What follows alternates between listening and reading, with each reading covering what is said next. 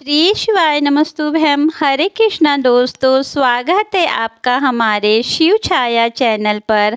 आप सभी को कार्तिक मास की बहुत बहुत शुभकामनाएं।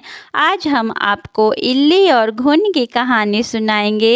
एक इल्ली थी और एक घुन था। इल्ली बोली, आओ घुन, कार्तिक का स्नान करे। घुन बोला, तू ही कार्तिक का स्नान कर, तू तो गिरी धुआरे में पड़ी रहती हो, तो तेरे में ताकत है, तू ही कार्तिक नहा ले।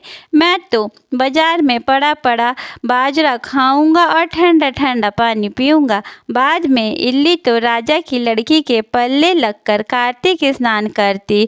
घुन ने कार्तिक स्नान नहीं किया। कार्तिक उतरते ही पूर्णिमा को दोनों मर गए। इल्ली कार्तिक नहाई थी, इसलिए उसने राजा के घर जन्म लिया और राजकुमारी बनी, और घुन राजा के घर गधा बना। फिर राजकुमारी का ब्याह रचाया और जब विदाई का समय आया तब राजा की बेटी ने पालकी रुकवाई और राजा से कहा, यह गधा मुझे चाहिए।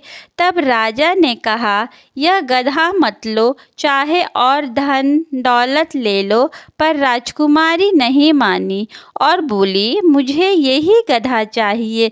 तब गधे को रथ के पीछे बांध दिया। महल पहुंचने पर गधे को महल के नीचे बांध दिया। जब लड़की नीचे उतरती तो गधा कहता कि ए चटको मटको श्याम सुंदरी, थोड़ा पानी पिला दे। तब लड़की कहती, मैंने पहले ही कहा था कि कार्तिक नहा ले। तब तूने कहा था, मैं तो बाजार में पड़ा पड़ा बाजरा खाऊंगा और ठंडा ठंडा पानी पीऊंगा। एक दिन राजकुमारी की देवरानी जेठानी ने यह सब सुन लिया और राजा से कहा कि तू कोई रानी लाया है या जादूगरनी? तू तो आदमियों से तो बात करती ही है और जानवरों से भी बात करती है। राजा ने कहा कि जब तक मैं अपनी आँखों से नहीं देख लूँ मानूंगा नहीं। एक दिन राजा छुप कर बैठ गया। राजकुमारी महलों से उतरी तो फिर गधे ने वही कहा और रानी ने भी वही जवाब दिया।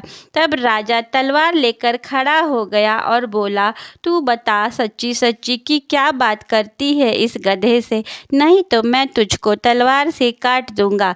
तब रानी बोली, पिछले जन्म में मैं तो एक इल्ली थी और यह एक घुन था।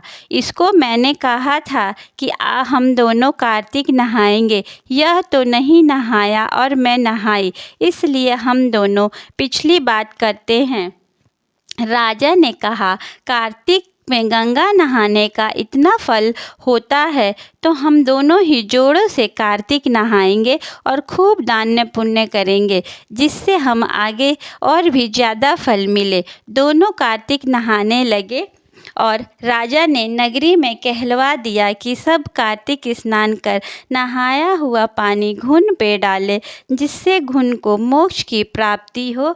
हे कार्तिक महाराज, जैसे इल्ली को दिया सबको देना और जैसे घुन को दिया ऐसे किसी को ना देना। बोले कार्तिक महाराज की जय हो।